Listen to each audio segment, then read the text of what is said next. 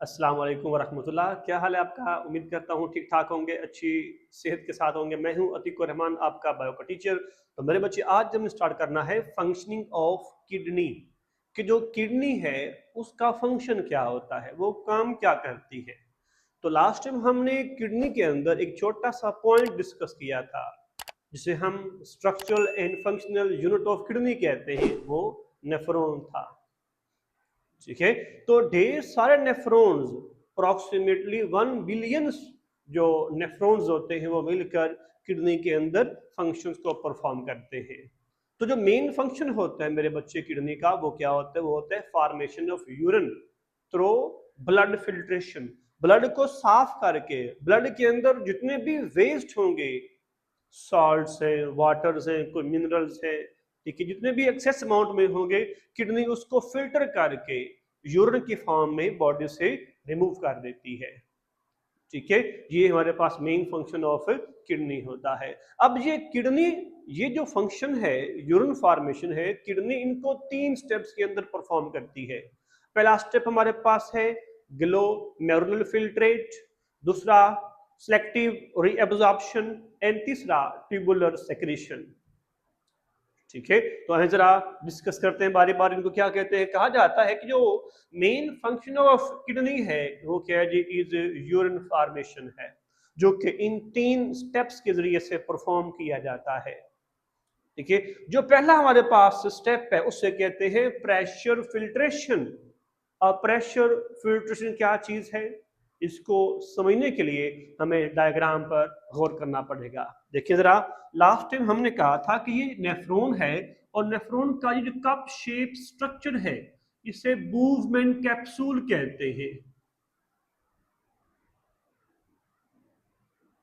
Movement capsule, इस movement capsule के अंदर इस तरह करके खून की नालियां होती हैं, उनका गुच्छा बना होता है। ठीक है, ये हमारे पास है रिनल आर्टरीज और ये है renal veins. Renal arteries and renal veins होती हैं। रिनल आर्टरीज खून को इसकी तरफ लेकर आएंगे ताकि खून को फिल्टर किया जाए, ब्लड को साफ किया जाए। ठीक है, अब जैसे ही ब्लड इसके अंदर इंट्रोड्यूस करता है ना, तो ब्लड का जो प्रेशर होता है वो ज्यादा होता है, ब्लड का हाई प्रेशर होता है, और उस प्रेशर को हम नाम देते हैं प्रेशर फिल्ट्रेशन का। ठीक है, ये है प्रेशर फिल्ट्रेशन।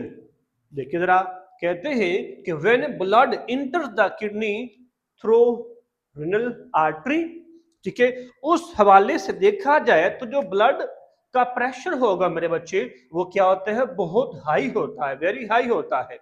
ठीक है, तो इसमें जो मौजूद वाटर, सॉल्ट्स, ग्लूकोज, यूरिया वगैरह होते हैं, उनको एक अच्छी खासी फोर्स से क्या किया जाता है? उस ग्लोमेरुलस से फिल्टर किया जाता है। क्यों? कैसे? क्योंकि इस गुच्छे के अंदर छोटे छोटे से टाइनी पोर्स होते हैं, उन टाइनी पोर्स में से ब्लड के सेल्स पास नहीं हो सकते। जस्ट क्या पास होंगे जी? जिस तरह जो सॉल्ट्स, वाटर, ग्लूकोज और यूरिया के मॉलिक्यूल्स होते हैं ना, जस्ट वो पास हो सकते हैं, क्योंकि ब्लड सेल का साइज ज्यादा होता है, जिसकी वजह से वो उसमें से पास आउट नहीं हो सकते।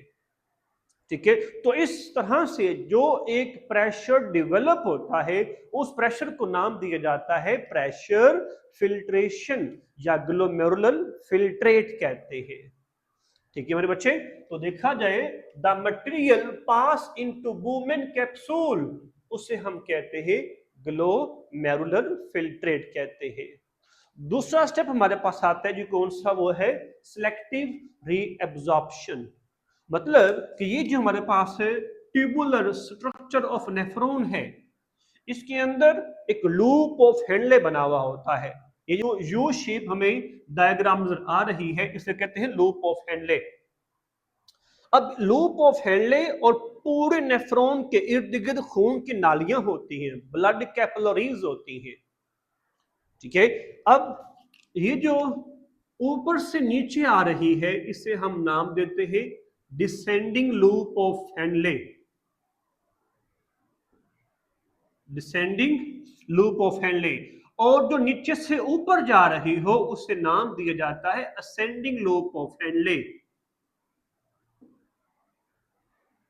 असेंडिंग लूप ऑफ हेनले कहते हैं।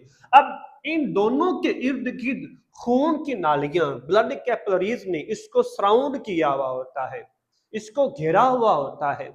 उसकी क्या वजह है? क्योंकि अगर हमारी बॉडी के अंदर बॉडी फ्लूइड में वाटर की कंसंट्रेशन कम होगी तो इस पोर्शन में आकर उसकी रीअब्जॉर्प्शन होगी। अगर हमारी बॉडी के अंदर जो बॉडी फ्लूइड है उसमें सॉल्ट की कंसंट्रेशन कम होगी तो इस पोर्शन में सॉल्ट की रीअब्जॉर्प्शन होगी। ठीक है, फर्ज करें यहां से कोई हमारी बॉडी का जो फ्लूइड है वो इसके अंदर इंट्रोड्यूस हुआ है, इसके अंदर इंट्रोड्यूस हुआ है। अब यहां पर आकर यहां से वो फिल्टर होकर इस नाली के अंदर दाखिल हो जाता है। ठीक है, अगर हमारी बॉडी के फ्लूइड में वाटर कम है तो वाटर की रीअब्जॉर्प्शन होगी, सॉल्ट कम है तो उसकी रीअब्जॉर्प्शन होगी। इसे हम नाम देते हैं सिलेक्टिव रीअब्जॉर्प्शन। हमारी बॉडी के अंदर अप्रोक्सीमेटली जो 99%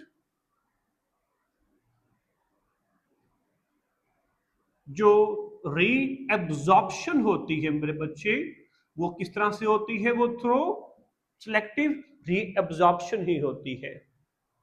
ठीक है, इसमें रीअब्जॉर्ब किया जाता है किसको जी? वाटर को एंड साल्ट्स को। किसके अकॉर्डिंग? वाटर एंड सॉल्ट को किसके अकॉर्डिंग? अकॉर्डिंग टू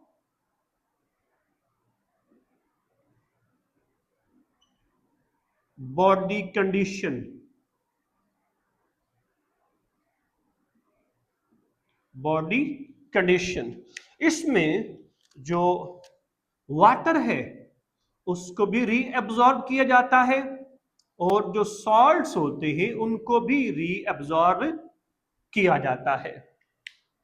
ठीक है जी, अब जो सॉल्ट की रीअब्जॉर्प्शन होगी वो किस पोर्शन में होती है जी? वो हमारे पास इस असेंडिंग लूप ऑफ हेनले में होगी। ठीक है, अगर वाटर की रीअब्जॉर्प्शन देखें तो वाटर की रीअब्जॉर्प्शन इस पोर्शन डिसेंडिंग में होगी।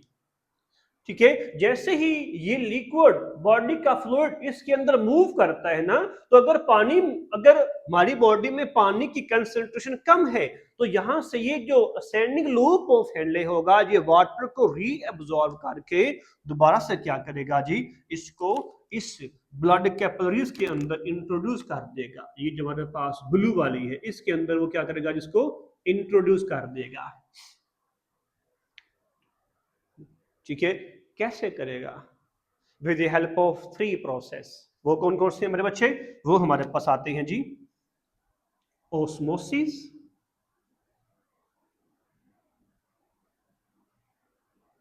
Diffusion and active transport.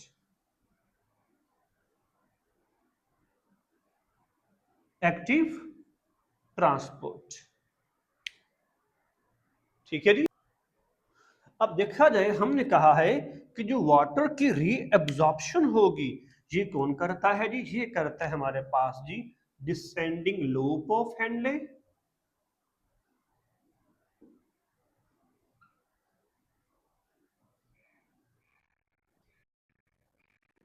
Loop of Henle.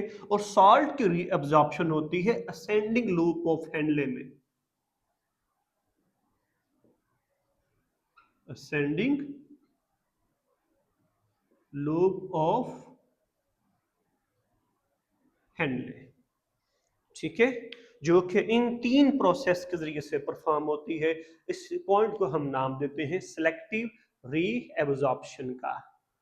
ठीक है, जो तीसरा स्टेप है वो कौन सा है? वो है ट्यूबुलर सेक्रीशन। कि ये जो ट्यूबुलर स्ट्रक्चर है ये भी क्या करते हैं? डिफरेंट सेक्रीशंस करते हैं, जिससे हमारे बॉडी के अंदर जो ब्लड फ्लो कर रहा है ना उसका पीएच वैल्यू मेंटेन रखा जा सके। ठीक है, तो थर्ड पॉइंट कौन सा मेरे बच्चे आता है जी? थर्ड पॉइंट है जी ट्यूबुलर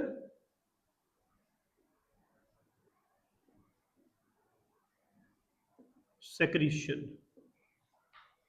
ठीक है, इसमें क्या होता है, इसके अंदर जो डिफरेंट आइंस होते हैं,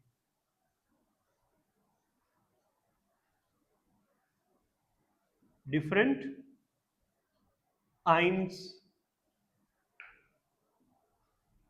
कैरोटीन, यूरिया आर सेक्रेटेड, खारिज किए जाते हैं फ्रॉम ब्लड इनटू फिल्ट्रेट। ठीक है जी, इन रीनल ट्यूब्यूल। ठीक है, तो इसके अंदर जो ब्लड होता है ये मुख्तलिफ तरह के जो आइंस हैं, कैरोटीन है, यूरिया है, उनको खारिज करता है। ठीक है, इसके साथ साथ this is done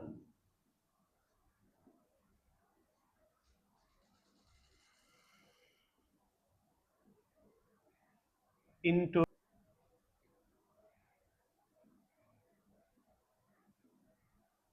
maintain at normal pH of blood। ठीक है, और जो ब्लड की नॉर्मल पीएच वैल्यू होती है वो अप्रोक्सीमेटली कितनी है जी, वो हम कह देते हैं कि 7.35 टू 7.45 तक होती है। ठीक है जी, अब देखिए जरा, अब यहां से क्या हुआ जी, यहां से हुई, यहां पर इस पोर्शन में हुई प्रेशर फिल्ट्रेशन, इस पोर्शन में आकर हुई सिलेक्टिव रीअब्जॉर्प्शन, और इस पोर्शन तक क्या होती है जी, ट्यूबुलर सेक्रेशन होती है।